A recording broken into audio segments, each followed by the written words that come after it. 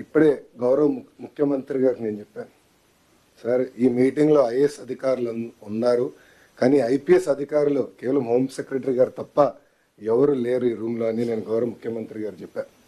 ఇది ఎందుకు చెప్పానంటే గడిచిన 5 సంవత్సరాలు రాజ్యాంగం విలువేంటో తెలుసుకున్న మొదటి వ్యక్తిని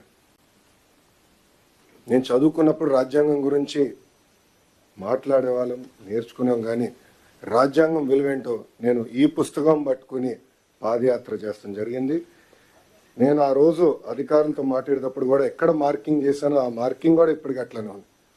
దీంట్లో మనం చూస్తే right to freedom article 19, freedom of speech, freedom of expression ఏదైతే రాజ్యాంగం మనకు కల్పించిందో అది నేను పాదయాత్ర ప్రారంభిస్తాం కానివ్వండి, దాని ముందల గౌరవ ముఖ్యమంత్రి గారు ప్రతిపక్ష నేతగా ఉన్నప్పుడు అధికారులు అది సరిగా పాటించలేదు.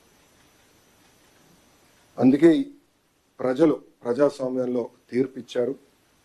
రాజ్యాంగాన్ని కాపాడాల్సిన బాధ్యత అధికారులందరిపైన ఉంది, ప్రజాప్రతినిధులపైన కూడా చాలా చాలా ఉంది.